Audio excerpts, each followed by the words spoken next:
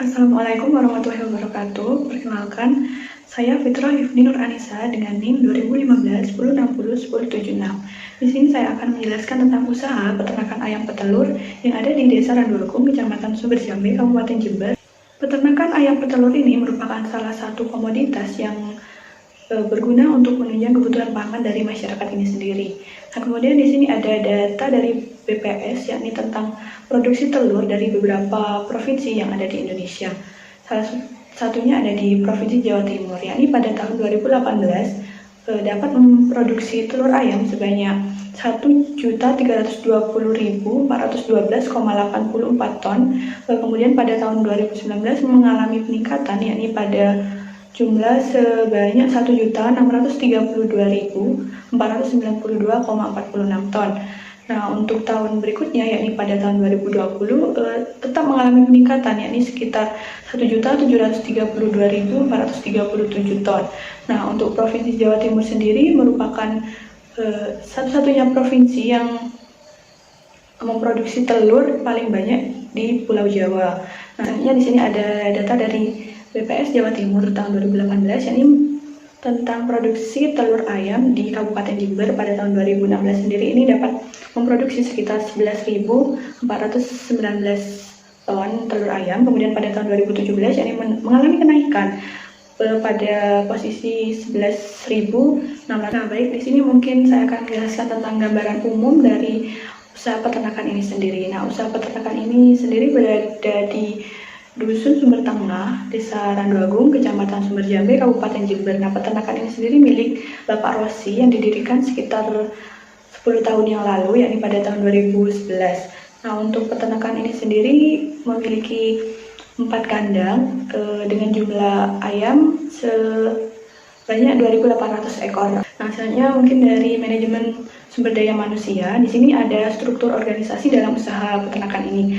Di posisi teratas yakni ada pemilik dari peternakan ini sendiri, yakni ada Bapak Rosi yang bertanggung jawab atas segala proses dalam produksi ini sendiri. Kemudian dibantu dengan 2 tenaga kerja, yakni ada tenaga kerja bidang produksi, ada Bapak Eli yang bertanggung jawab dalam produksi sehari-hari dari peternakan ini sendiri, mulai dari pemberian pakan, pemberian minum, pemberian vitamin, hingga pemanenan dari telur ini sendiri. Kemudian selanjutnya ada bekerja di bidang pemasaran, yakni ada Bapak Hendro. Nah, Bapak Hendro ini bertanggung jawab atas pemasaran dan distribusi dari produk atau telur-telur dari usaha ini sendiri. Selanjutnya di sini ada proses produksi, di mana dalam menjalankan usaha ini menggunakan bahan baku yang berupa pakan dan ayam pulet, yakni ayam yang sudah siap bertelur. Nah, untuk pakan sendiri menggunakan pakan jadi yang berasal dari pabrik. Kemudian di sini ada bagian proses produksi dari usaha ini yang diawali dengan pemeliharaan ayam pulet, yakni ayam yang sudah siap bertelur dengan usia kira-kira 13 hingga 14 minggu. Kemudian dilanjutkan dengan pemberian pakan dan atau nutrisi, ya, kemudian pakan, kemudian minum, kemudian vitamin dan sebagainya untuk menunjang maksimalnya hasil atau telur nantinya. Kemudian selanjutnya ada pemanenan telur. Nah, untuk pemanenan telur ini dilaksanakan setiap hari, ya, setiap sore hari yang langsung ditangani oleh pekerja bagian proses produksi. Di sini ada tentang manajemen teknologi. Nah, dalam usaha peternakan ayam petelur milik Bapak Rosi ini masih belum menggunakan teknologi modern seperti mesin-mesin, itu masih belum menggunakan. Dalam menjalankan usaha ini masih menggunakan teknologi manual atau tradisional, yakni seperti pada saat pemberian pakan dan pemberian minum itu langsung manual, langsung dituangkan ke tempat-tempatnya itu sendiri. Nah, kemudian untuk pemanenan ini juga menggunakan proses manual, yakni langsung mengambil satu persatu telur dari tempat atau dari kandang ayamnya sendiri. Di sini ada rincian biaya yang dikeluarkan oleh Bapak Rosi di awal pembukaan usaha ini sendiri. Nah, untuk biaya kandang ini sekitar 100 juta, ada 4 kandang yang masing-masing kandang itu membutuhkan biaya sekitar 25 juta. Kemudian ada pembelian tempat makan dan tempat minum yang masing-masing itu harus mengeluarkan biaya sebanyak 5.400.000, dan untuk biaya tempat minum ini sendiri sebesar 4.050.000. Kemudian untuk pembelian baterai ini sebesar 20.250.000, dan satu set pompa air beserta pipa dan tanduknya itu sebesar 1 juta. Nah, kemudian untuk pembelian ayam pulet ini sebanyak 2.800 ekor ayam itu sebesar 224.100.000 rupiah. Kemudian untuk selanjutnya ada biaya pembelian pakan, ini sekitar 2.150.400 dalam satu harinya. Kemudian ada biaya untuk tenaga kerja, di mana di sini ada 2 tenaga kerja yang masing-masing upahnya itu sebesar 45.000 per hari, sehingga harus mengeluarkan biaya sebesar 90.000. Kemudian untuk totalnya itu sebesar 357.040.400 rupiah.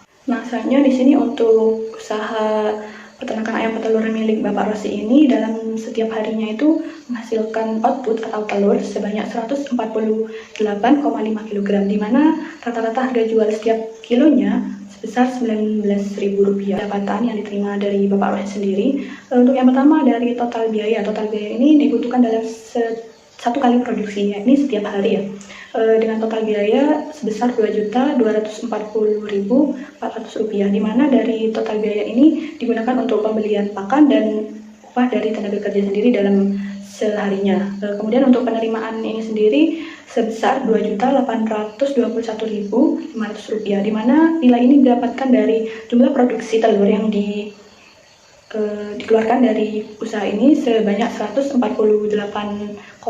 kg dikalikan dengan harga setiap kilonya, yakni 19.000, sehingga dari biaya-biaya tersebut dihasilkan pendapatan sebesar 581.100 rupiah, di mana pendapatan ini diterima oleh Bapak Rosi di setiap harinya.